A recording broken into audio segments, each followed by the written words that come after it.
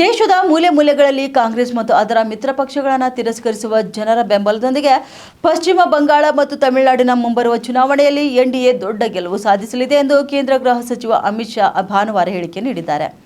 2029ರ ವಿಶ್ವ ಪೊಲೀಸ್ ಮತ್ತು ಅಗ್ನಿಶಾಮಕ ಕ್ರೀಡಾಕೂಟ ಹಾಗೂ 2030ರ ಕಾಮನ್ವೆಲ್ತ್ ಕ್ರೀಡಾಕೂಟದ ನಂತರ ಅಹಮದಾಬಾದ್ 2036ರ ಒಲಿಂಪಿಕ್ಸ್ ಅನ್ನು ಸಹ ಆಯೋಜಿಸಲಿದೆ ಎಂದು ಅವರು ಘೋಷಣೆ ಮಾಡಿದ್ದಾರೆ.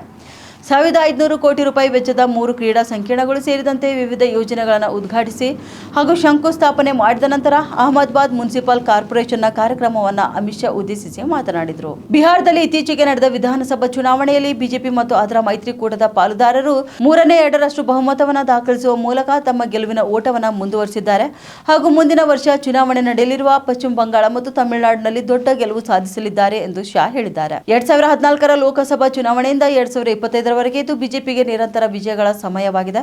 2024ರ ಲೋಕಸಭಾ ಚುನಾವಣೆಯಲ್ಲಿ ನಮ್ಮ ನಾಯಕ ನರೇಂದ್ರ ಭಾಯ್ ಸತತ 3ನೇ ಬಾರಿಗೆ ಪ್ರಧಾನಿಯಾದರು ಮತ್ತು ಇನ್ನು 2024ರ ಲೋಕಸಭಾ ಚುನಾವಣೆಯಲ್ಲಿ ನಮ್ಮ ನಾಯಕ ನರೇಂದ್ರ ಭಾಯ್ ಸತತ 3ನೇ ಬಾರಿಗೆ ಪ್ರಧಾನಿಯಾದರು ಮತ್ತು ಹಲವು ದೇಶಗಳ ನಂತರ ದಾಖಲೆಯನ್ನು ಕೂಡ ಅವರು ಸ್ಥಾಪಿಸಿದರು. ಇನ್ನು ಮಹಾರಾಷ್ಟ್ರ, ಹರಿಯಾಣ, ದೆಹಲಿ ಹಾಗೂ ಅಂತಿಮವಾಗಿ ಬಿಹಾರದಲ್ಲಿ ಕಾಂಗ್ರೆಸ್ ನಾಶವಾಗಿದೆ ಎಂದು ಶಾ ಹೇಳಿಕೊಂಡಿದ್ದಾರೆ. ಮತದಾರರ ಪಟ್ಟಿ ಮತ್ತು ಇವಿಎಂಗಳ ಕುರಿತಾದ ಆರೋಪಗಳ ಕುರಿತು ಅವರು ವಿರೋಧ ಪಕ್ಷದ ನಾಯಕ ರಾಹುಲ್ ಗಾಂಧಿ ಅವರನ್ನ ಟೀಕಿಸಿದರು. ಇನ್ನು ಮತದಾರರ ಪಟ್ಟಿ ಮತ್ತು ಇವಿಎಂಗಳ ಕುರಿತಾದ ಆರೋಪಗಳ ಕುರಿತು ಅವರು ವಿರೋಧ ಪಕ್ಷದ ನಾಯಕ ರಾಹುಲ್ ಗಾಂಧಿ ಅವರನ್ನು ಕೂಡ ಟೀಕೆ ಮಾಡಿದ್ದಾರೆ. ಬಿಜೆಪಿ ಹಾಗೂ ಎನ್ಡಿಎ ಮಿತ್ರ ಪಕ್ಷಗಳು ಬಹುಮತದೊಂದಿಗೆ ಸರ್ಕಾರ ರಚಿಸಿದರೂ ದೇಶದ ಜನರು ಕಾಂಗ್ರೆಸ್ ಮತ್ತು ಅದರ ಮೈತ್ರಿ ಪಾಲುದಾರರನ್ನ ಸ್ವೀಕರಿಸುತ್ತಿಲ್ಲ ಎಂಬುದು ವಾಸ್ತವವಾಗಿದೆ ಎಂದು ಶಾ ಅವರು ಹೇಳಿಕೊಂಡಿದ್ದಾರೆ.